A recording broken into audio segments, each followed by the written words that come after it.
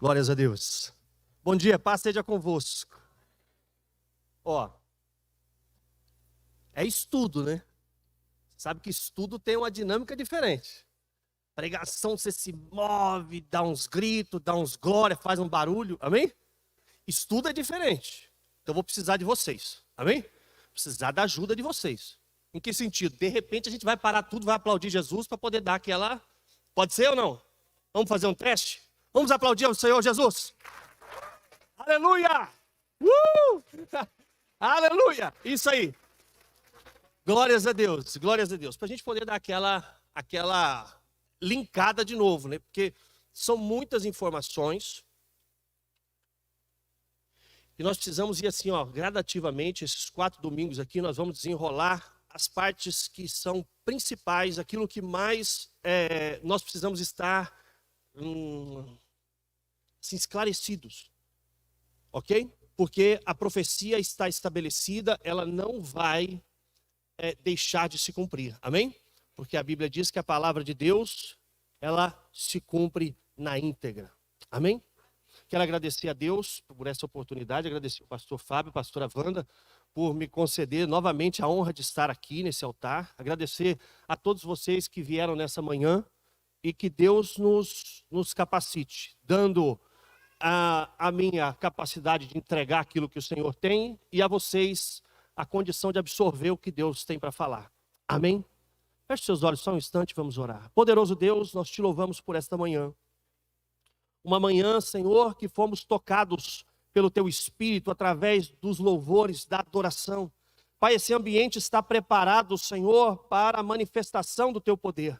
Tanto, Pai Celestial, nos instruindo nesse estudo, quanto operando milagres através do Teu Espírito, porque o Senhor é o Deus que faz maravilhas. Pai poderoso, enquanto estamos voltados para o estudo aqui, que o Teu Espírito esteja atuando no nosso meio, curando, libertando, transformando, dando direcionamento a cada um dos Teus filhos. Em nome de Jesus, nós oramos, te louvamos e agradecemos. Amém. Pode se assentar. Você solta para mim, por favor, o primeiro... Isso. Rapidamente, princípios básicos para a análise das profecias. Preste atenção, quem aqui já conhece alguma coisa sobre escatologia? Levanta a mão. Já leu o Apocalipse, assim, não é muito conhecimento não. Sabe, por exemplo, que vai ter o arrebatamento, sabe que vai ter a tribulação, sabe que vai acontecer a manifestação do anticristo, sabe que vai ter a marca da besta, amém? Quem sabe disso aí tudo? Levanta a mão. Maravilha. Nós recebemos muita informação no decorrer da nossa caminhada com Cristo. E eu quero dizer para vocês que o que eu estou passando para vocês, que eu vou passar para vocês agora, esta manhã e esses domingos, é assim, é o aperfeiçoamento daquilo que o Senhor tem revelado, através do estudo e através também de outros que também entendem da mesma forma a escatologia, porque a profecia, ela está selada no sentido de que ela não é aberta de forma plena. Nós precisamos, com o passar do tempo, ir aperfeiçoando. Por exemplo, quando saiu o código de barra, quem se lembra aqui que o pessoal começou a dizer que o código de barra era a marca da besta? Tinha uns filmes que aparecia até um código de barra na testa da pessoa, lembra ou não? Lembra? E aí depois, agora, ultimamente, nós estamos com um microchip, não é assim? É o microchip que é a marca da besta. Veja só, você percebeu a evolução ou não? Era uma coisa, agora já é outra. Mas será que é isso mesmo? Nós vamos descobrir no domingo que vem. Mas, amém? Mas hoje nós vamos falar especificamente do arrebatamento. Mas para nós analisarmos a profecia, vamos ver os princípios básicos aqui. Primeira coisa, analisar os textos de forma isenta. O que significa? Significa que você já deve ter visto o versículo que eu vou mostrar, só que você já tem uma predisposição em cima daquele versículo de uma interpretação específica. Está entendendo ou não? Por exemplo, você vai lá no livro de Isaías. agora eu estou perdido, se é Isaías ou Jeremias, o pastor Fábio vai me ajudar, que fala sobre a procissão. Quem já viu esse texto? Que a pessoa faz um ídolo de madeira, coloca em cima da... É Isaías, né? Isso, muito obrigado. E faz a procissão. Quem já viu isso aí? Já viu? Só que veja só, as pessoas leem isso, Deus está criticando isso, e as pessoas continuam fazendo. Por que será? Porque alguém deu a eles uma interpretação diferente daquela que é a verdade. Amém? E eles aceitam isso. Então, muitas vezes, nós temos versículos que eles estão cravados em nós com uma interpretação errada. Exemplo, maldito o homem que confia no homem. Conhece esse aí ou não? O que as pessoas dizem? Maldita a pessoa que confia no outro. Não é verdade? Tem gente que até diz isso. Bem que a Bíblia diz, maldito porque eu confiei no fulano. Não é isso que a Bíblia está dizendo. A Bíblia está dizendo, maldito o homem que confia em si mesmo e faz do seu braço a sua força. Bendito é o homem que confia no Senhor. Amém? Olha só que coisa interessante. É como o salmista disse, uns confiam em carros, outros em cavalos, mas nós fazemos menção do nome do Senhor dos Exércitos. Ele está dizendo o seguinte, a minha confiança está em Deus, não nas coisas, naquilo que eu tenho à minha volta. Amém? Então, pode deixar, analisar o texto de forma isenta. Então, a hora que eu estiver mostrando o texto, eu quero que você tire da sua mente a interpretação que você já tem dele. Combinado? Segundo, para nós estudarmos, nós vamos ter que diferenciar Israel da igreja. Em que sentido? No sentido pleno. Entenda, Israel é Israel, a igreja é a igreja. Existem palavras específicas para Israel. Existem palavras para a igreja. Amém? As pessoas fazem uma salada e pegam tudo como se fosse a mesma coisa. E não é. Veja, Israel, Deus tem um pacto com Israel. Se nós não entendermos isso, a escatologia desmonta inteirinha. Porque a gente mistura a igreja com Israel. Tem muita gente que acha que a igreja vai passar pela tribulação, porque não entendeu que a tribulação, ela vai vir sobre os ímpios, para a vingança de Deus sobre o pecado, e sobre Israel como juízo. Amém? Então as pessoas colocam a igreja no pacote, porque não fazem diferenciação entre Israel e a igreja. Vocês se lembram que quando começou a jornada da igreja, depois que Jesus foi junto ao Pai, e os discípulos começaram a pregar o evangelho, vocês se lembram que eles tinham dúvida sobre a questão de obedecer à lei? Quem sabe disso? Eles tinham dúvida sobre obedecer à lei. Peraí, eu tenho Jesus agora, eu tenho que me circuncidar, eu tenho que guardar o sábado, eu tenho que continuar separando a comida impura daquilo que é puro. E qual foi a instrução vinda dos apóstolos e do Espírito Santo? A instrução foi a seguinte: a igreja precisa se manter afastado da carne sacrificada aos ídolos. Lembra disso ou não? Do pecado sexual. Coisas que são básicas, que nós temos hoje como critério. Amém? Então, não era para se circuncidar, porque Paulo vai dizer, a circuncisão verdadeira não é a do corpo, mas a do coração. Amém?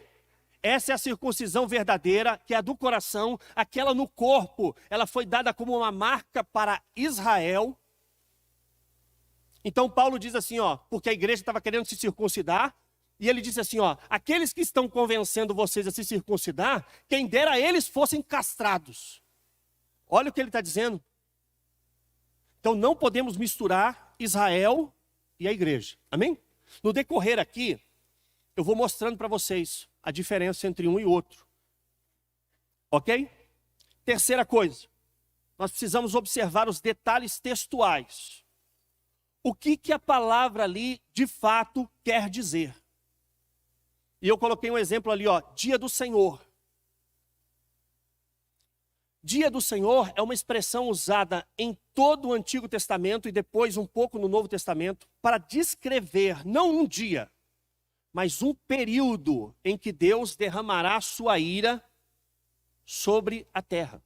Amém? Então não é um dia, é um período.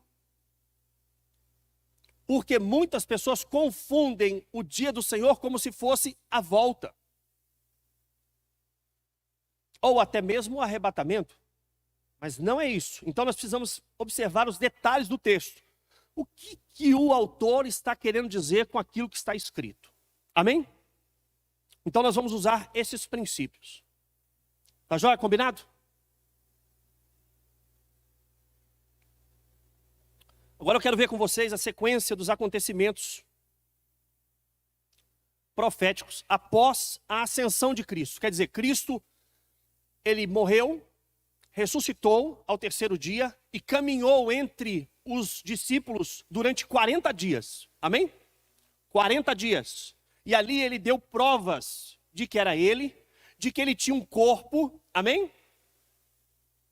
Porque algumas pessoas do espiritismo e até mesmo algumas linhas por exemplo, se não me engano, a cientologia, eles falam que Jesus não tinha corpo, que Jesus era um espírito. Mas você se lembra que Jesus falou para Tomé? Toca aqui, ó, coloca a mão na ferida. Lembra disso ou não? Ele diz assim, ó, creia, não seja incrédulo. Jesus comeu com eles, lembra disso? E aí Jesus vai para junto do Pai. Depois disso, começa a igreja então a trabalhar. E aí nós vamos entrar na sequência dos acontecimentos. Faz quanto tempo mesmo, aproximado, que Jesus subiu para junto do Pai? Quanto tempo? Aproximadamente 2000 anos, diga isso, 2000 anos. Aproximadamente 2000 anos. Qual é o primeiro acontecimento profético após a ascensão de Cristo para junto do Pai? É o arrebatamento da igreja. Diga isso. Diga, o arrebatamento da igreja é a próxima coisa a acontecer. Por que é importante nós entendermos isso? Porque nós que servimos a Jesus, nós temos que andar salvos. Amém? Sabe o que significa isso? Você precisa andar com a ficha em ordem. Amém? Ficha em ordem. Por quê? Porque nós não sabemos quando Cristo vai vir buscar a igreja. Amém? E também não sabemos quando a nossa trombeta pessoal vai tocar. Você sabe que muitas pessoas se deitaram esta noite, mas não se levantaram pela manhã. Por quê? Porque a trombetinha deles tocou de noite ainda. Amém? Então nós temos que andar com a vida alinhada, garantindo um vínculo com Cristo, porque a coisa é muito séria. Nós estamos vivendo num tempo em que as pessoas relativizam tudo e deixam tudo tranquilo. Parece que Jesus vai voltar e vai falar assim, ó, você está mais ou menos só no pecado, pode vir também. Você está com a vida meio torta, vem comigo, está tranquilo. Parece que Deus é aquele tiozão bem gente boa, que concorda com tudo. Mas Deus não é assim não. Ele nem é tiozão e ele nem concorda com tudo.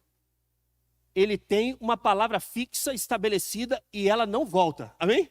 Ela não muda, ela não se altera. Ele diz assim, ó, céus e terra passarão, mas a minha palavra, essa não. Essa está de pé e permanecerá assim para toda a eternidade. Amém? Então temos que andar salvos, alinhados, entendendo o seguinte, a primeira coisa que vem aí é o arrebatamento. Vamos ler um texto interessante aqui. Pegue aí a palavra, 1 Tessalonicenses, capítulo 1, do versículo 8 ao versículo 10. Olha o que diz a palavra. Porque partindo de vocês, esse aqui é o apóstolo Paulo falando à igreja de Tessalônica. Porque partindo de vocês, propagou-se a mensagem do Senhor na Macedônia e na Acaia. Não somente isso, mas também por toda parte tornou-se conhecida a fé que vocês têm em Deus. O resultado é que não temos necessidade de dizer mais nada sobre isso, pois eles mesmos relataram de que maneira vocês nos receberam, como se voltaram para Deus, deixando os ídolos, a fim de servir ao Deus vivo e verdadeiro. Agora preste atenção no versículo 10. E esperar dos céus a seu Filho, a quem ressuscitou dos mortos, Jesus, que nos livra da ira que há de vir. Amém? Repita comigo, diga assim: Jesus, que nos livra da ira que há de vir. Você pode aplaudir a Jesus? Aleluia! Paulo está dizendo o seguinte: nós fomos chamados por Deus, alcançados por Deus, para servi-lo em obediência e esperar Jesus Cristo, que virá do céu para nos tirar daqui, para nos livrar da ira que há de vir. Amém? Preste atenção, eu não vou falar termos técnicos, porque acho que é desnecessário. Mas existem algumas correntes teológicas sobre o arrebatamento. Tem gente que acredita que o arrebatamento, que é o nosso caso, a Igreja Quadrangular crê nisso, e eu quero confirmar nessa manhã, o arrebatamento ele acontece antes da tribulação. Antes. O período da tribulação é um período de 7 anos. Antes dos 7 anos, Jesus virá e tirará a igreja. Por quê? Porque Jesus não nos destinou para a ira. Amém? Ele virá e vai retirar a igreja. Outra linha acredita que Jesus vem no meio da tribulação. Depois de 3 anos e meio, Jesus vem e retira a igreja. Vocês sofrem metade, a outra metade é o livro. Está entendendo ou não? E a terceira linha acredita que Jesus vai voltar para buscar a igreja depois dos 7 anos. E aí fica muito interessante, porque ele vem, volta e vem de novo. Entendeu ou não? Exatamente. A igreja ioiô, ela vai, volta, vai. Entendeu? Que sentido tem nisso? Mas eles se apoiam em versículos aí. Mas a intenção é a seguinte. E tem a outra linha que não acredita nem que tem arrebatamento. Ah, não, isso aí não existe, vai todo mundo se lascar. Entende ou não? Nós cremos, e a Bíblia nos instrui nesse sentido, e acabamos de ler um versículo que, na minha opinião, ele já assim deixa bem claro que nós não vamos passar pela tribulação. Amém? Aí pessoas vão dizer assim: ah, pastor, mas... E a igreja perseguida? Então Jesus tinha que livrar, por exemplo, a igreja da Coreia do Norte, que está sendo massacrada, da China. Preste atenção. As tribulações da vida, elas acontecem, amém? Ou você está tranquilinho? Nunca passou por nenhuma luta, dificuldade? Nunca foi perseguido por alguém? Não, nós somos perseguidos. A Bíblia diz que é difícil mesmo, é muita luta. Porém, essas são tribulações da vida. A grande tribulação, que é o derramar da ira de Deus, olha o que a Bíblia diz: nunca houve e nem haverá um tempo como o da tribulação. Agora pensa comigo, o dilúvio não foi catastrófico?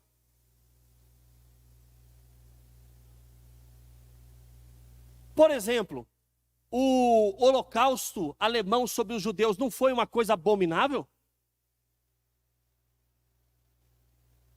Agora a Bíblia diz que não haverá um tempo que vai se comparar a esse chamado dia do Senhor, o período da tribulação.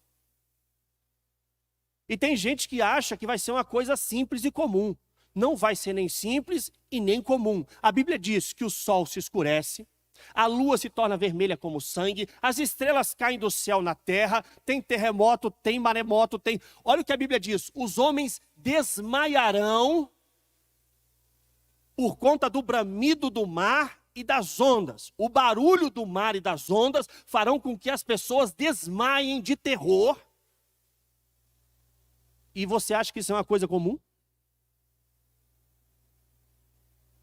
Então a Bíblia diz que Jesus, ele nos retirará dessa terra antes de derramar a ira.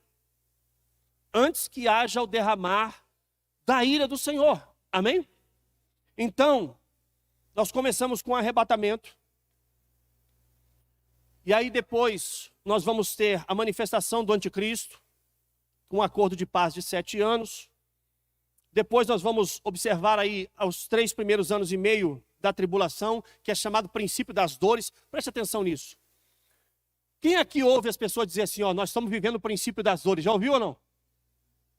Só que veja só, a Bíblia nomeia princípio das dores os 3,5 primeiros anos da tribulação, que ele chama de princípio das dores. Amém? Depois, coloca o próximo ponto. Ó, quebra do pacto e profanação do santuário. E o 5º ponto, os últimos 3 anos e meio, que é chamado grande tribulação. Então nós vamos ter o seguinte, um período que é muito ruim, muito complicado, mas que ainda assim é chamado de princípio das dores. E depois eu vou explicar por quê.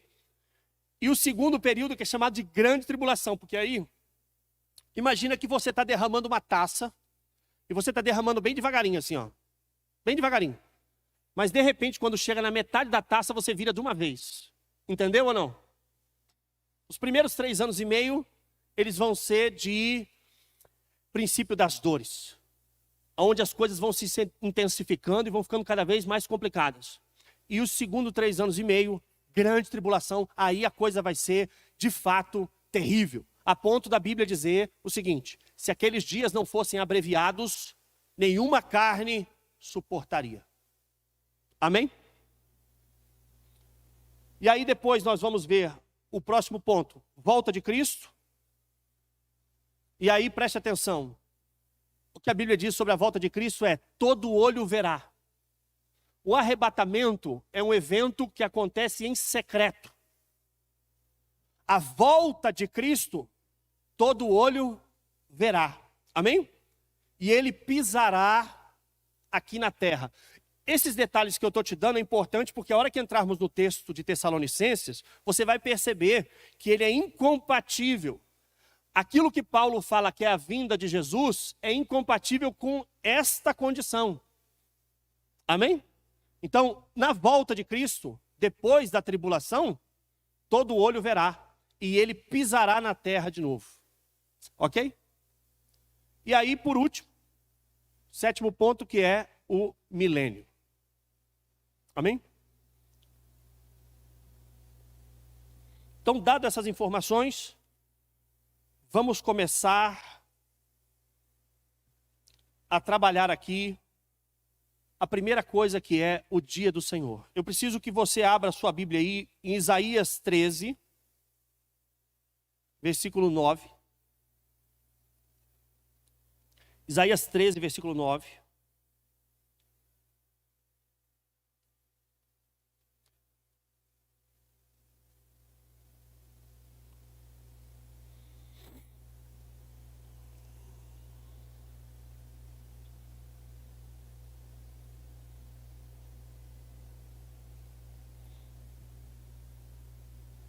Isaías está falando do dia do Senhor aqui. Olha o que ele diz. Vejam, o dia do Senhor está perto. Dia cruel, de ira e grande furor, para devastar a terra e destruir os seus pecadores. As estrelas do céu e as suas constelações não mostrarão a sua luz, o sol nascente escurecerá e a lua não fará brilhar a sua luz. Castigarei o mundo por causa da sua maldade, os ímpios pela sua iniquidade. Darei fim à arrogância dos altivos e humilharei o orgulho dos cruéis. Amém? Deixa eu te perguntar uma coisa. A igreja se enquadra nisso? A igreja, ela é maldosa? Sim ou não? Meu Deus. A igreja é maldosa, sim ou não? Não. A igreja é ímpia? Sim ou não? Ela é cheia de iniquidade? Ela é arrogante? É altiva? É orgulhosa? É cruel? Então, o dia do Senhor não é para nós, amém? Aí as pessoas pensam, preste atenção nisso. As pessoas pensam, muitas vezes, que podem viver uma vida totalmente desregrada, mas por estarem dentro de um ambiente de igreja, elas estão garantidas. Entende isso ou não? A pessoa é da igreja, mas ela mente, ela engana, ela rouba, ela distorce, ela fofoca, ela faz todo tipo de coisa. Achando que por estar num ambiente de igreja, ela é igreja. E não é assim que as coisas funcionam. Preste atenção que Deus vai castigar esse tipo de condição. E quando ele diz isso, ele está falando o seguinte: cada pessoa que estiver inserida nesse contexto aqui será castigada. Amém? Então, aqui o texto está falando sobre o dia do Senhor. Isaías está falando sobre o dia do Senhor. Agora vamos ver Jeremias falando. Existem muitos versículos, mas eu quero ver só os dois para a gente não perder muito tempo nisso. Segundo texto, vamos em Jeremias 46, versículo 10.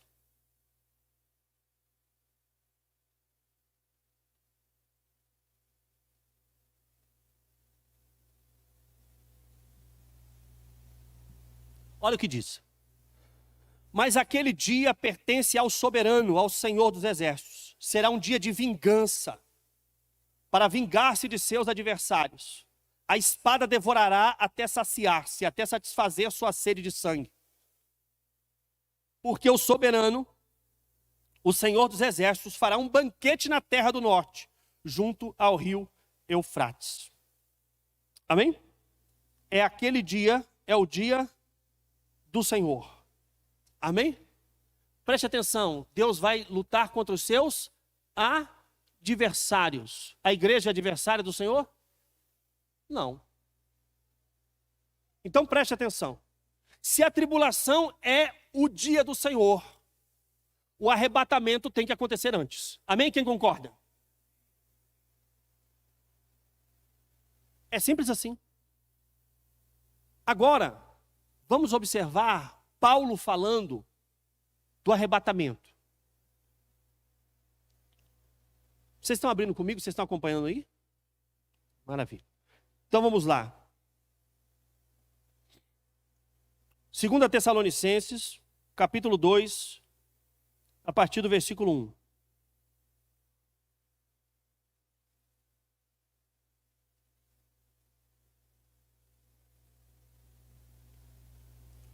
Ó, vamos analisar isso aqui com bastante atenção. A partir do versículo 1, Paulo diz assim: irmãos, quanto à vinda do nosso Senhor Jesus Cristo e a nossa reunião com eles, rogamos a vocês que não se deixem abalar, nem alarmar tão facilmente, quer por profecia, quer por palavra, quer por carta supostamente vinda de nós, como se o dia do Senhor já tivesse chegado. Para só um pouquinho, mantenha a Bíblia aberta, olha aqui para mim. Paulo está escrevendo essa carta aos Tessalonicenses e está posicionando eles porque no meio da igreja dos Tessalonicenses começaram a dizer que o dia do Senhor, quer dizer, a tribulação já havia começado. E por quê? Porque a igreja estava sendo grandemente perseguida. Irmãos estavam sendo presos e mortos. E aí começaram a dizer: é a tribulação, é a tribulação. E aí Paulo escreve a carta de 2 aos Tessalonicenses para dizer para eles: olha, não se enganem, nem se deixem abalar, nem se alarmar tão facilmente, quer por profecia, quer por palavra, quer por carta, como se nós supostamente tivéssemos escrevido, de que o dia do Senhor chegou. Está entendendo? Preste atenção. A igreja está passando por uma grande tribulação normal, natural, da vida, e eles estão achando que é o dia do Senhor. E Paulo vai dizer: não é verdade. E ele vai dizer assim, versículo 3: Não deixe que ninguém os engane de modo algum.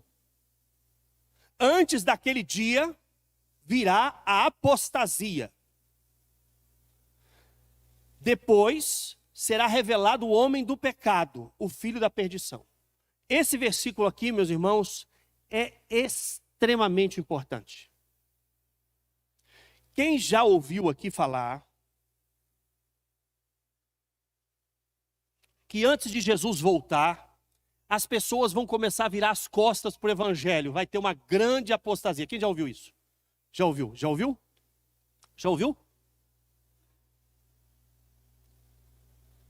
A palavra aqui, apostasia, ela não foi traduzida.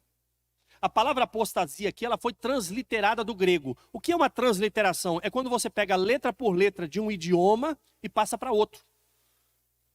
Então, nós não temos a palavra apostasia como palavra de uso nossa. Ela é uma transliteração do grego. E ela tem alguns significados. Um significado da palavra apostasia é afastamento. Amém? Outro significado da palavra apostasia é retirada,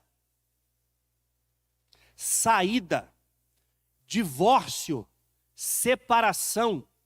Amém? Tudo isso fazem parte daquilo que está no conjunto ali da palavra apostasia. Então você pode colocar a palavra apostasia para todas essas condições. Por exemplo, quando Jesus fala assim, os fariseus e saduceus disseram para Jesus, mas Moisés mandou dar carta de divórcio. Lembra disso ou não? Divórcio ali é apostasia. Amém? Separação. Preste atenção no que Paulo está falando. Não deixe que ninguém os engane de modo algum.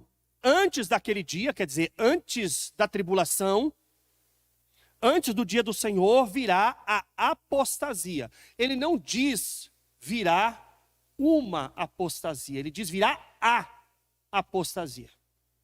E aí na sequência ele diz o seguinte, e então, quer dizer, depois disso, será revelado o homem do pecado, o filho da perdição.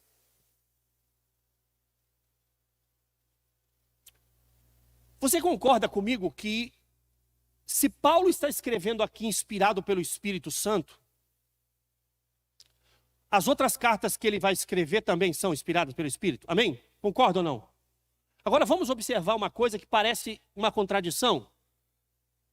Pega aí a palavra e abre em 1 Timóteo 4, versículo 1. 1 Timóteo 4, versículo 1.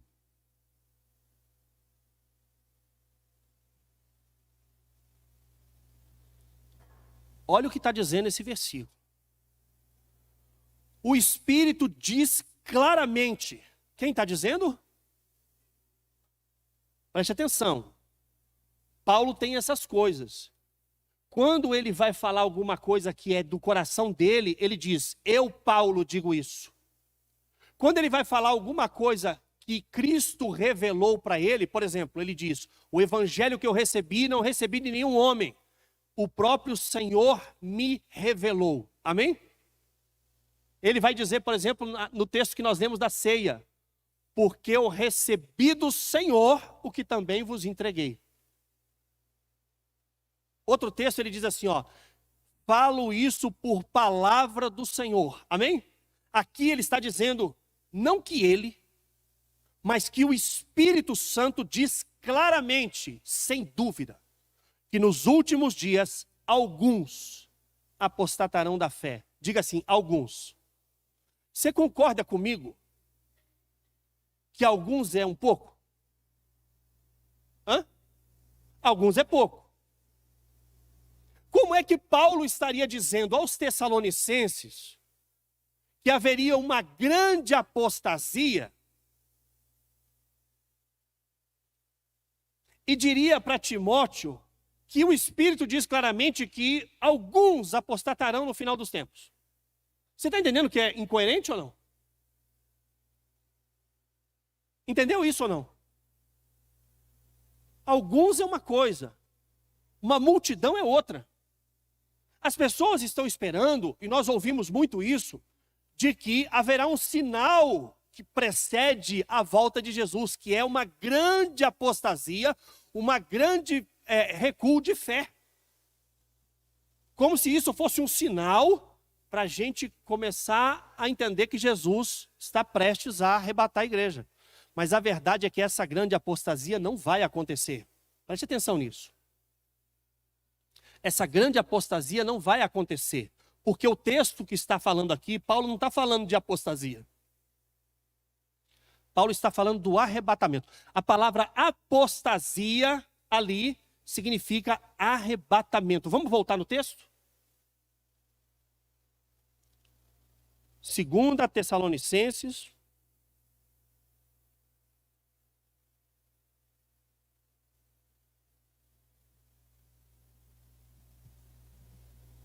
Preste atenção. Versículo 3. Não deixe que ninguém os engane de modo algum. Vamos mudar a palavra ou não? Em vez de ler apostasia, eu vou ler arrebatamento. Olha como é que fica. Não deixe que ninguém os engane de modo algum. Antes daquele dia virá o arrebatamento. E então será revelado o homem do pecado, o filho da perdição. Prestou atenção? Vocês estão me entendendo ou não? O que as pessoas fizeram na transliteração do texto é que eles quiseram dar uma interpretação para ele. E dando essa interpretação, eles quebraram aquilo que o texto diz.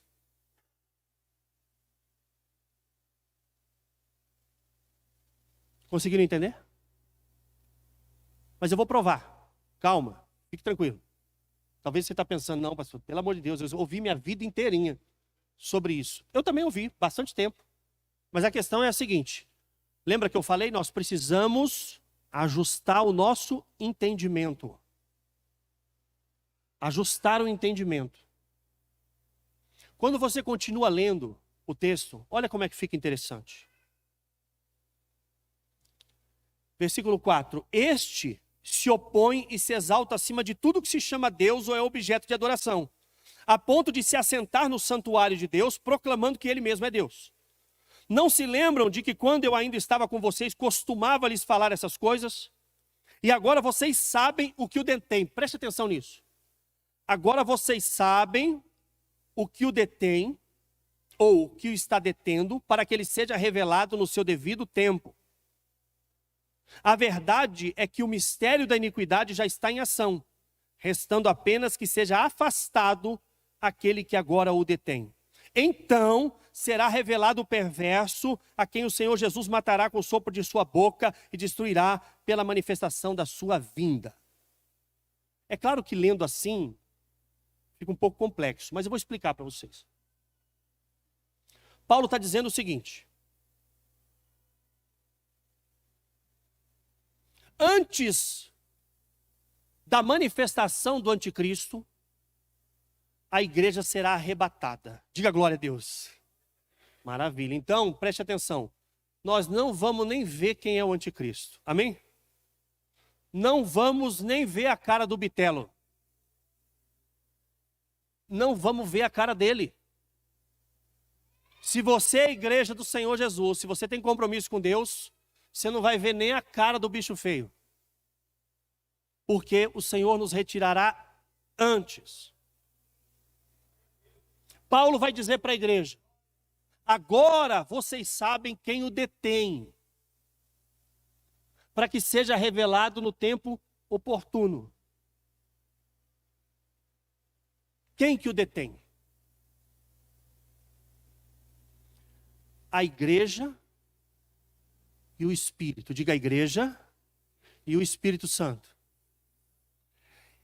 Paulo vai dizer, o mistério da iniquidade já está operando. O que é o mistério da iniquidade? É o espírito do anticristo. É o espírito da confusão, da mentira, do engano. Ele já está operando, amém? Quantos anticristos nós já não vimos? Bastante, né? Porque a palavra anti, ela significa aquele que se opõe, ou aquele que se coloca no lugar de. Amém? Então, o anticristo, ele é um opositor a Cristo. O mistério da iniquidade está atuando no mundo, mas o anticristo não pode se manifestar porque a igreja e o Espírito Santo estão atuando na terra. Mas quando vier a apostasia, a retirada, a separação, quando nós sairmos daqui, aí sim começa a manifestação do anticristo, porque a Bíblia diz que ele está sendo detido pela presença da igreja e do Espírito. Por isso Paulo diz: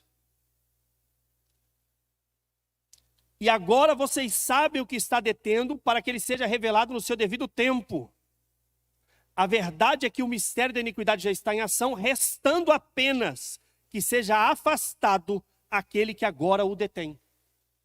Então, lembra que eu falei para vocês que a palavra apostasia é afastamento também? Lembra disso?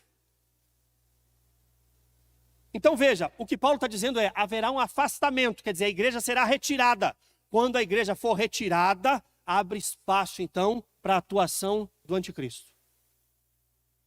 Então pense comigo. Nós estamos aqui reunidos aqui no templo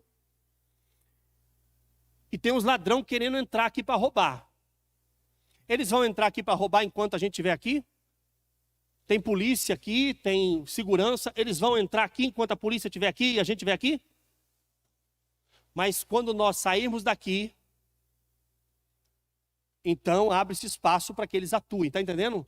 Essa é a manifestação do anticristo. Quando acontecer a retirada, quando a igreja sair da terra, meu irmão, a coisa vai ferver aqui. Entende ou não? Agora vamos ver Jesus falando do arrebatamento. Você quer ver Jesus falando do arrebatamento ou não? Vamos ler Mateus 24, do versículo 36 ao 44. Versículo 36 em diante. Quanto ao dia e à hora, ninguém sabe, nem os anjos no céu, nem o Filho, senão somente o Pai. Como foi nos dias de Noé, assim também será na vinda do Filho do Homem. Pois nos dias anteriores ao dilúvio, o povo vivia comendo, bebendo, casando-se, dando-se em casamento, até o dia em que Noé entrou na arca, e eles nada perceberam, até que veio o dilúvio e o levou a todos. Assim acontecerá na vinda do Filho do Homem. 2 homens estarão no campo, um será levado, outro deixado. 2 mulheres estarão trabalhando no moinho, um será levado e outro deixado. Portanto, vigiem, porque vocês não sabem que dia virá o seu Senhor. Mas entendam isso, se o dono da casa soubesse a que hora da noite o ladrão viria, ele ficaria de guarda e não deixaria que a sua casa fosse arrombada. Assim também, vocês precisam estar preparados, porque o Filho do Homem virá numa hora em que vocês menos esperam. Amém? Olha que coisa extraordinária. Jesus está falando aqui do arrebatamento. Tem gente que interpreta errado isso aqui, dizendo o seguinte: então não pode ter 2, só vai um. Não. Ele está dizendo o seguinte: não importa a sua posição geográfica. Quem está com Cristo Jesus será arrebatado e quem não está vai ficar. Entendeu? Ninguém vai ser arrebatado no combo. Entendeu ou não? Ah, eu vou abraçado com a minha mãe que é crente. Você viu que esse filho fala, não, minha mãe é crente. Ele fala, eu vou agarrado na saia dela. Não vai. Não vai. A Bíblia diz que cada um dará conta de si mesmo. Agora preste atenção. Jesus está dizendo aqui, ó, tiver 2 no campo. Quem tiver compromisso vai, quem não tiver fica.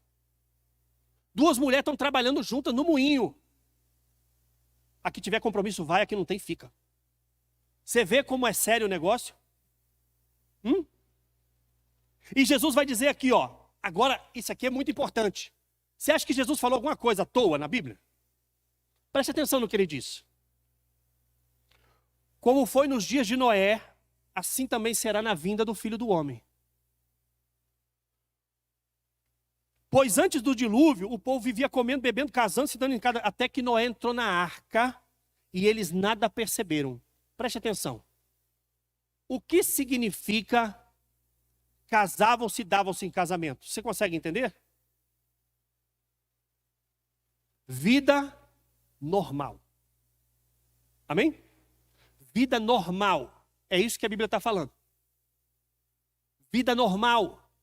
A vida está fluindo, casando, dando-se em casamento, construindo, comprando, vendendo, negociando. E de repente, Noé entrou na arca. Ninguém percebeu. Mas quando Noé estava na arca, o dilúvio veio. Amém? Deixa eu te perguntar uma coisa. Você acha que seria interessante Deus falar assim, Noé? Constrói a arca e eu vou mandar meio dilúvio. Depois você entra na arca e eu vou te livrar da outra metade. O que você acha disso? Fica interessante ou não? Mas a gente pensa o seguinte, a igreja vai passar por meia tribulação e depois Deus vai tirar nós daqui.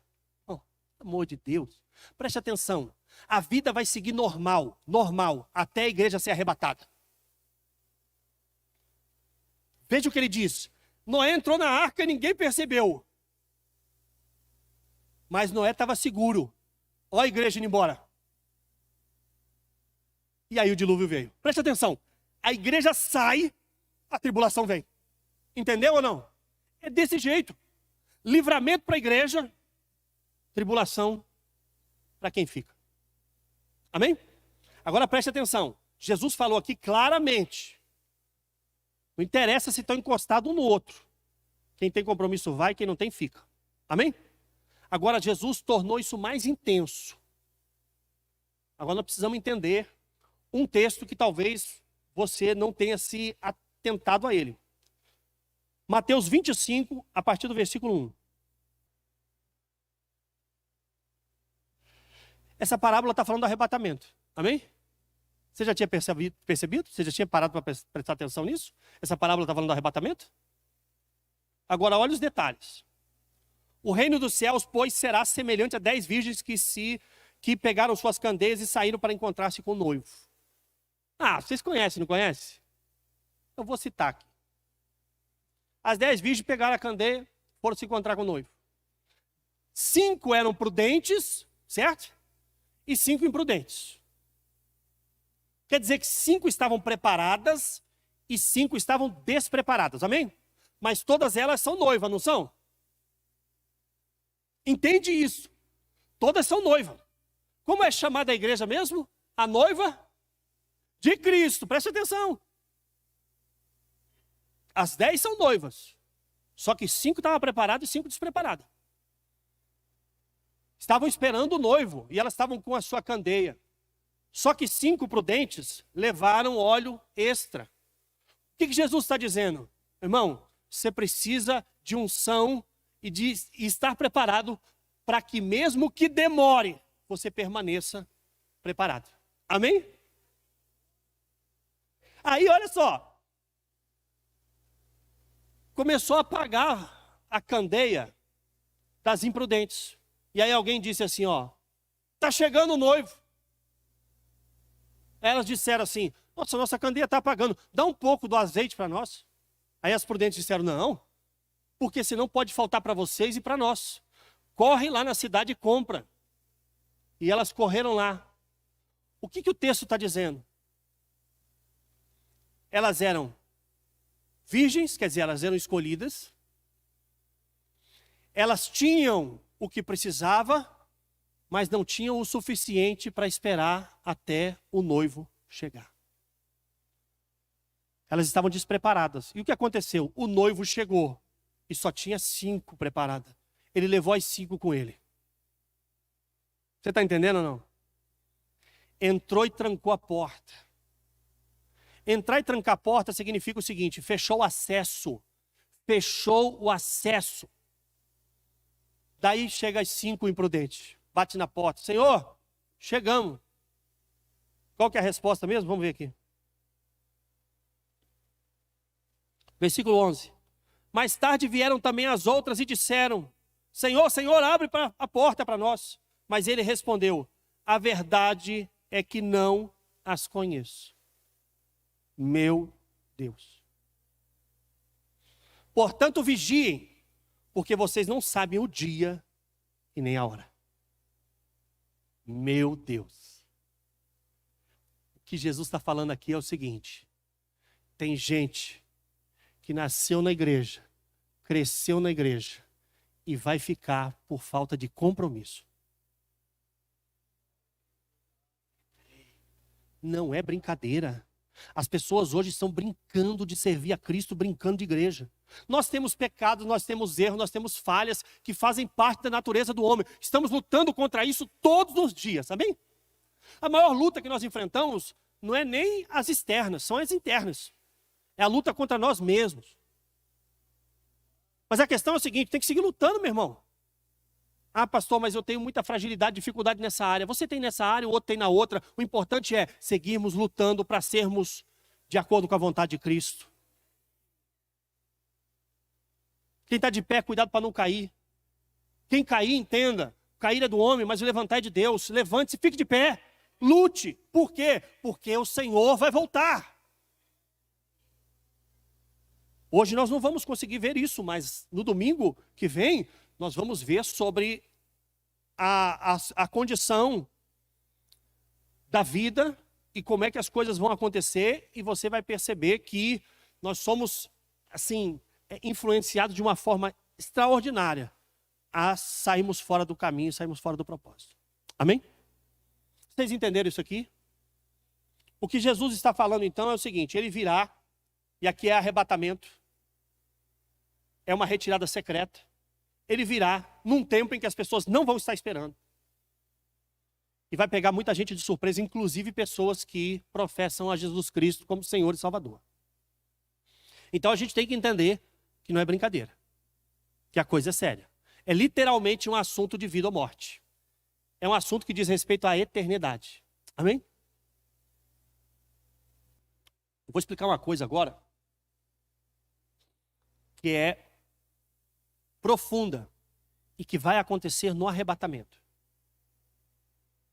Porque nós temos que entender que o arrebatamento, ele cumpre alguns propósitos. O primeiro propósito, é claro, é retirar a igreja antes do derramar da ira de Deus. Mas tem um segundo propósito também, que é estabelecer sobre nós aquilo que Deus determinou. Preste atenção, você é um espírito, uma alma que habita dentro de um corpo, amém?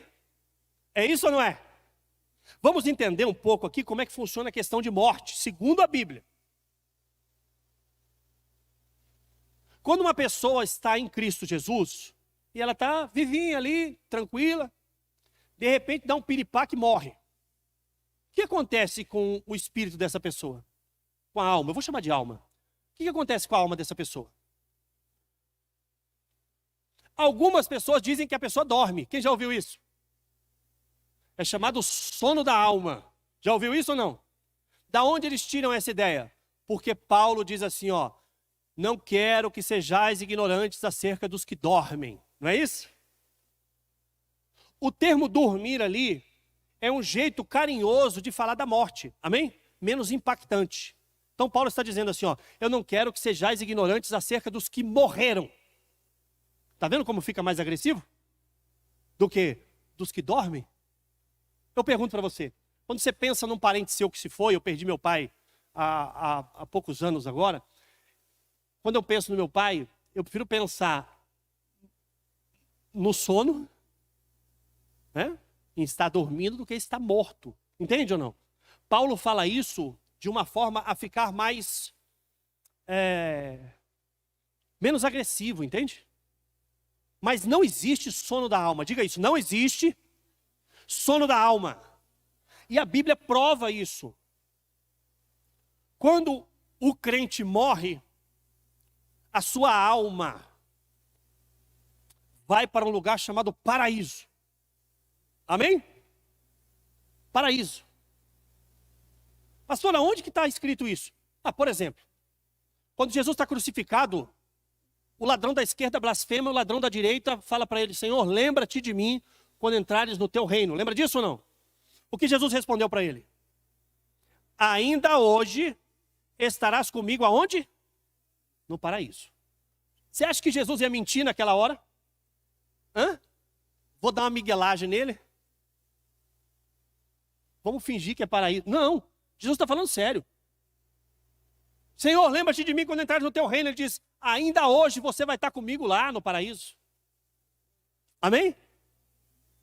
Eu acho que já bastava. Mas vamos lembrar que Jesus conta uma história sobre um homem rico e um mendigo chamado Lázaro. Lembra disso ou não? Isso aí não é parábola. Porque a parábola é uma historinha que se conta para exemplificar uma verdade. Amém? Então ela não tem nome. Uma certa mulher, um dia um homem, o senhor da vinha, sabe? Isso é parábola. Quando coloca nome, é história. História é verídico. Lembre-se, Jesus está contando uma história verídica. Havia um rico, que a Bíblia não fala o nome, e havia um mendigo chamado Lázaro, que dormia na porta desse rico. Ambos morreram. A Bíblia diz que os anjos levaram a alma de Lázaro para o seio de Abraão. Lembra disso ou não? E o rico foi para onde? Você se lembra? É Hades, mas você pode chamar de inferno também.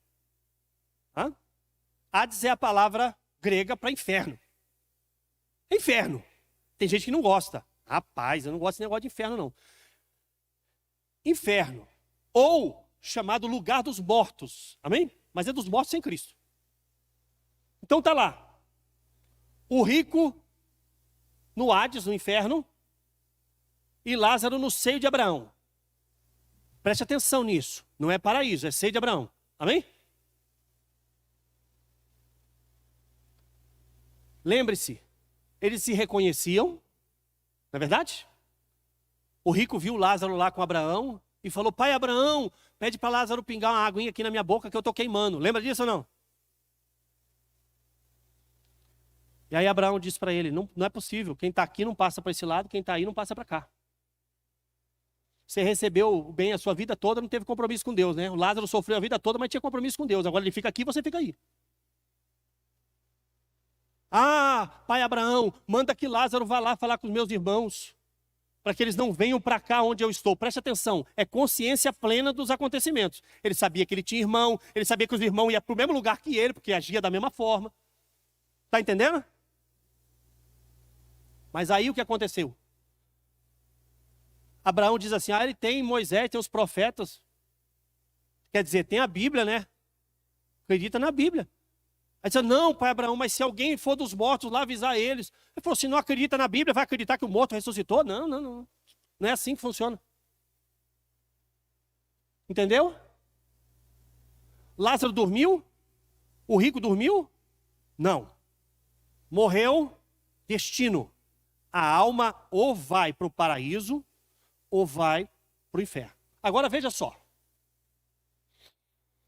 Preste atenção que Jesus está contando a história, ele não morreu ainda. Ele fala seio de Abraão, amém? Mas quando ele fala para o ladrão na cruz, ele fala paraíso. Entendeu ou não? Há uma diferença entre o paraíso e o seio de Abraão. O seio de Abraão era o lugar que ficavam os mortos justos antes de Jesus abrir o paraíso. Você lembra que Jesus abriu o paraíso? Está escrito no Salmo. Levantai, ó portas, as vossas cabeças, e levantai, ó céus, entradas eternas, porque está chegando o Rei da Glória aí. Lembra disso? Lembra desse Salmo? Quem é o Rei da Glória? O Senhor poderoso na batalha. Ele é o Rei da Glória. Imagina todo mundo aplaudindo, Jesus está chegando. A Bíblia diz que quando Jesus morreu, ele desceu até as profundezas e pregou para os espíritos em cativeiro. Quem conhece esse versículo? Que estavam lá desde a época do dilúvio. E a Bíblia diz que ele pregou e subiu levando o cativo o cativeiro e deu dons aos homens. Conhece esse texto ou não? O que Jesus fez? Jesus foi lá embaixo, pregou para os mortos da época do dilúvio, e as pessoas ficam perguntando, pastor, mas como é que Deus vai fazer com os pessoal da África? Deus é justo, meu. O povo do dilúvio morreu de repente, ok? Preste atenção, a terra toda estava cheia na época do dilúvio. Especialistas fizeram cálculos e eles chegaram a um número aproximado entre 10 bilhões e 14 bilhões de habitantes na época do dilúvio. Hoje nós temos 8. Entende isso? A terra estava cheia. O dilúvio pegou todos. Só sobrou 8 pessoas vivas. E essas pessoas que morreram sem ouvir a palavra, sem ouvir, eles estavam lá no cativeiro e Jesus desceu lá em espírito e pregou para eles. Amém? E levou eles junto. Isso aí está escrito em 1 Pedro, no capítulo 3, do versículo 17 ao versículo 20. Agora, o que Jesus fez? Pregou lá para os mortos, pegou o cativeiro, levou com ele e inaugurou o paraíso. Amém? Está entendendo até aqui? Só que estão todos em espírito. Diga assim, alma. Irmão, alma. Não, agora deixa comigo. Ei, é o seguinte, a alma, ela não interage. Nós precisamos de um corpo para interagir aqui, não precisamos de um corpo? Para interagir aqui? Nós também vamos precisar de um corpo para interagir no céu. Entende ou não? Então o arrebatamento, primeira coisa, tira a igreja da terra, porque a ira vai ser derramada.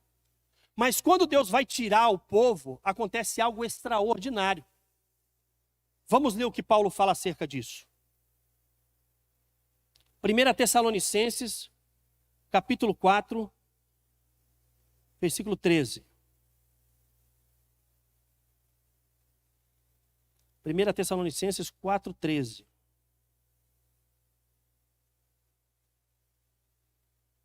Ó, eu citei esse versículo antes, vou lê-lo agora. Irmãos, não queremos que vocês sejam ignorantes quanto aos que dormem, para que não se entristeçam como os outros que não têm esperança.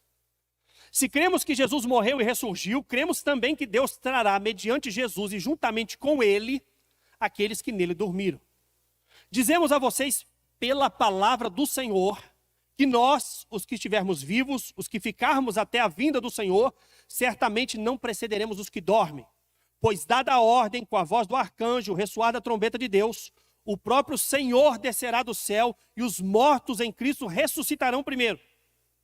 Depois disso, os que estivermos vivos seremos arrebatados juntamente com ele nas nuvens para o encontro com o Senhor nos ares. E assim estaremos com o Senhor para sempre.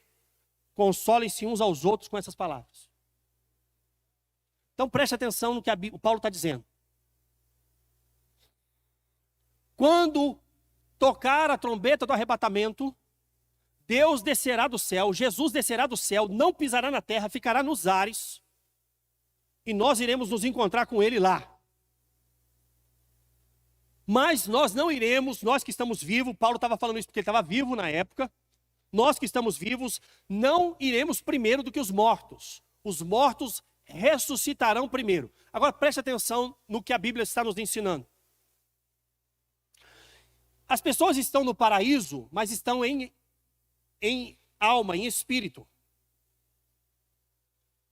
Para estar no céu interagindo, precisa de um corpo.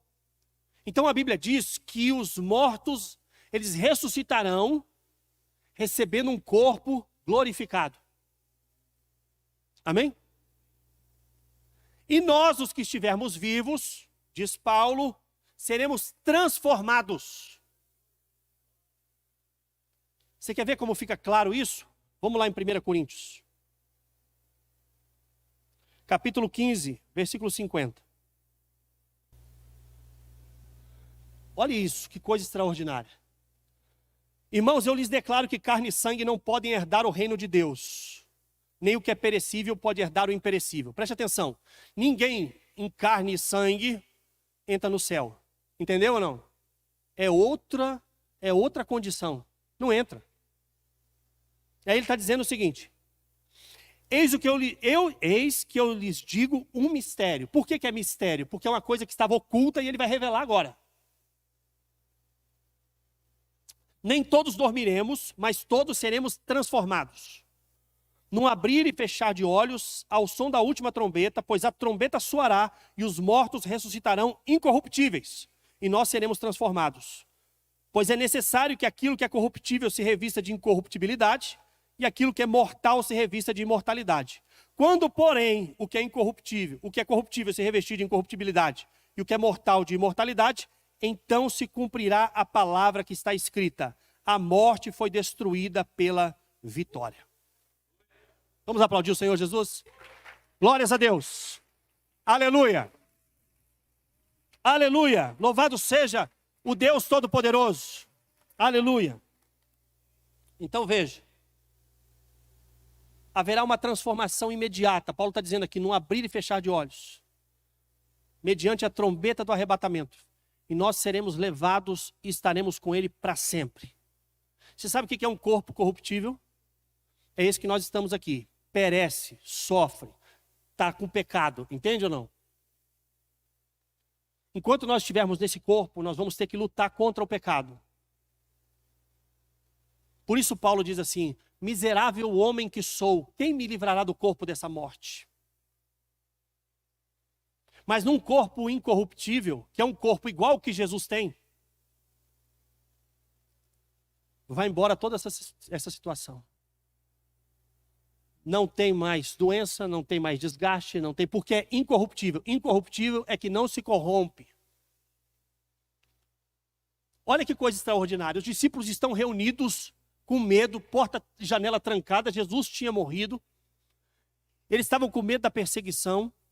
De repente, Jesus aparece no meio deles e diz: paz seja convosco.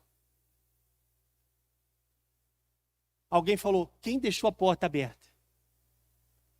Não, um corpo incorruptível não precisa de porta para entrar, nem para sair. Entende ou não? Um corpo incorruptível, ele não está ligado às leis aqui. Tanto é que Jesus, quando deu tchau para os discípulos, ele começou a flutuar e foi para o céu. Amém? Sabia que Jesus era levita, né? Levita? Entendeu ou não? Jesus foi. Sem asa, sem nada. Amém? Nós receberemos um corpo assim e estaremos junto com o Senhor para sempre. A Bíblia diz que quando ele voltar para destruir o anticristo e estabelecer o reino dele, nós vamos voltar com ele. Amém? Você vai voltar metido ou não vai? Hã? Fala, ó, na terra eu era essa bagaceira, agora, ó como é que eu tô. Tô brincando. É. O que Deus tem para nós preparado é muito especial. Amém? Muito especial. Então veja só. A síntese. O arrebatamento acontecerá primeiro. Ninguém vai ter aviso. Vai acontecer. Quando todo mundo estiver vivendo tranquilamente, a igreja vai ser retirada. Quem tiver compromisso com Deus, vivendo em ordem, vai ser salvo. Quem não tiver, fica. Amém? Nós, no momento do arrebatamento, seremos transformados. Receberemos um corpo glorificado. E vamos estar junto com o Senhor para sempre. Não haverá mais dor nem sofrimento. E nós vamos viver para sempre com o Senhor. Não pense que o céu é um lugar que eles tentam retratar aí, um lugar branco sem nada para fazer. O céu é extraordinário. Paulo foi lá e voltou e disse o seguinte: é tão extraordinário que não tem palavra para dizer. Não é lícito que eu conte. Mas Paulo voltou para trabalhar de uma forma, porque ele diz o seguinte: eu preciso entesourar lá, porque a coisa é forte. Entende ou não? Se nós pararmos para pensar, essa vidinha que nós temos aqui, comparado com a eternidade, irmão, é para nós lutarmos com unhas e dentes para cumprir o propósito de Deus. Porque Deus tem coisa extraordinária lá em cima. Paulo fala assim, ó, eu tenho dois sentimentos. O primeiro, eu quero estar com o Senhor, que é muito melhor. Mas eu tenho outro sentimento, que é ficar aqui e ver se eu consigo mais um fruto. Mais uma pedra para minha coroa. Porque eu sei que lá a coisa vai ser forte. Eu ouvi uma pessoa dizer o seguinte: não existe lugar diferente no céu, todos somos iguais. Se fosse assim, Deus não teria dito: no céu há muitas moradas. eu vou preparar lugar para vocês e volto para buscá-los. Existem lugares e lugares no céu. Preste atenção, existem lugares e lugares no céu. Teve uma mãe que disse para Jesus: Senhor, no teu reino, permita que os meus filhos sentem um à direita e outro à esquerda do Senhor. E ele diz: estar à minha direita ou à minha esquerda não cabe a mim, é o Pai que define. Preste atenção, se existe um lugar mais próximo do Senhor, também existe um lugar mais distante. Está entendendo ou não? Então, nós todos temos diante do Senhor a oportunidade de entesourar no céu. Mas dizer que alguém que não tem compromisso com as coisas de Deus, além de ter uma vida transformada e estar na igreja, vai receber a mesma coisa que um camarada que deu a vida para pregar o evangelho? Deus, ele não trabalha assim. Amém? Deus não trabalha assim. Então pense nisso. Eu acredito, pelo que a Bíblia diz, que o céu, ele tem lugares e lugares. E cada um vai ocupar um lugar de acordo com aquilo que fez aqui. Porque uma coisa é entrar no céu, glória a Deus, estamos lá. Outra coisa é alcançar espaço lá em cima. Está entendendo ou não? Entendeu? O que você quer? O que você quer? Ah, pastor, eu quero o melhor de Deus. Então tá, e o que você tem feito para isso? Preste atenção, pense nisso. Amém?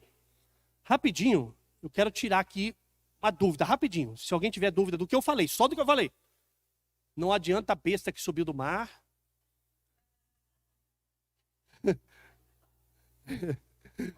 Por partes. Só do arrebatamento, dessa questão dos mortos. Alguém tem alguma dúvida? Gostaria de tirar alguma dúvida? Gostaria de fazer alguma pergunta? Pode falar. Que forem arrebatadas, elas vão ver os sinais? Você quer dizer, quem estiver no céu vai ver o que está acontecendo na terra? Hoje, às vezes, a gente vê as coisas que estão acontecendo e a gente fala, são sinais do fim dos tempos, tal. Ah, entendi. É o seguinte. Jesus disse que haveriam sinais. Preste atenção, ele diz. Dia e hora ninguém sabe. Mas ele vai dizer o seguinte: vocês olham para o céu e interpretam se vai chover ou não. Como é que vocês não conseguem olhar o cenário e discernir que o tempo está chegando? Deixa eu dar um dado para você interessante. A Bíblia diz que para Deus, um dia é como 1000 anos e 1000 anos como um dia. Amém?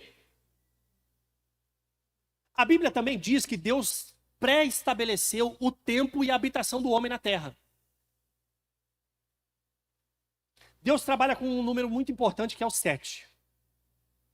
Então preste atenção. Quantos dias Deus criou as coisas? Em quantos dias? 6 dias. 6. E no 7º dia, existe um tempo de descanso chamado milênio. Entendeu ou não? Milênio. São 1000 anos de descanso, onde Cristo vai reinar aqui na terra. Isso vai acontecer depois da volta dele. Agora preste atenção. Se o milênio é 1000 anos de descanso, parece que nós temos 6.000 anos de jornada na Terra. Quando a ciência diz que o homem tem 30 milhões de anos na Terra, deixa eu falar para você, não dá para acreditar em duas coisas. Ou você acredita na Bíblia ou você acredita na ciência. Paulo diz assim, cuidado com a falsamente chamada ciência. Falsamente chamada porque ela é mentirosa. Então preste atenção, o homem está beirando 6.000 anos na Terra. Entende isso ou não? Estamos beirando 6.000 anos na Terra. Então preste atenção, como estamos beirando 6.000 anos, parece que o tempo está no limite. Entende? Eu chego a pensar que nós somos a geração do arrebatamento. Eu chego a pensar. É claro que Deus colocou um sentimento no coração de todos que estão vivos de que é no tempo dele. Para quê? Para que a gente lute. Para que esse espírito nos faça manter firme. Mas quando nós olhamos a linha do tempo, nós percebemos que nós estamos na beira dos acontecimentos. Amém? Então, os sinais estão aí. É que nós somos distraídos por muita coisa à nossa volta. Muita coisa. Amém? Mais alguém? Fala, meu. Eu tinha uma dúvida em questão seio, para mim, seio de Abraão e o E o paraíso? paraíso seriam o mesmo lugar. Certo. Aí o pastor explicou que a partir de quando Jesus inaugurou o paraíso. Tal. Foi lá que cortou a fita. Sim. Então não são mais dois lugares. Hoje só existe o quê? O paraíso. Exatamente. Sim. As Exato. pessoas que estavam no seio de Abraão, hoje elas estão no paraíso. Estão no com paraíso. Jesus. Ah, sim. Vamos, galera, paraíso, todo mundo. Amém? Vamos todo mundo paraíso agora. Por quê? Porque quem tem que inaugurar o paraíso é o Criador, né? Amém? Ele vai cortar a fita. Entendeu? Por isso a Bíblia diz que Jesus é o primeiro a ressuscitar. Aí as pessoas dizem assim, mas Lázaro, Jesus não ressuscitou Lázaro? Não. Jesus é o primeiro a ressuscitar para nunca mais morrer. Amém? Ele inaugurou, ele é a primícia. Ele é o primeiro. Amém? Meus irmãos, eu gostaria muito de falar para vocês sobre o que Cristo abriu mão no sacrifício dele. Outra oportunidade a gente fala sobre isso. Ô pastor, Hades também, eu sempre ouvi falar que Hades era um lugar de tormento. Então, e inferno e esse lugar de tormento, aí é a mesma coisa. Mesma coisa. Sim. Você pode ver que o Hades ele vai continuar. O inferno ele vai continuar. Sim. Ele continua até hoje. Por quê? Porque quando você lê o Apocalipse, você vai descobrir que depois Deus vai pegar o inferno e vai jogar no lago de fogo. Entendeu ou não? Lago de fogo, inferno. Tá ruim no inferno? Toma lago de fogo agora. É sério. A gente dá pra piorar, né? Seu Tiririca dizia, né? Pior que tá, não fica, fica. Amém? E a Bíblia vai chamar de segunda morte.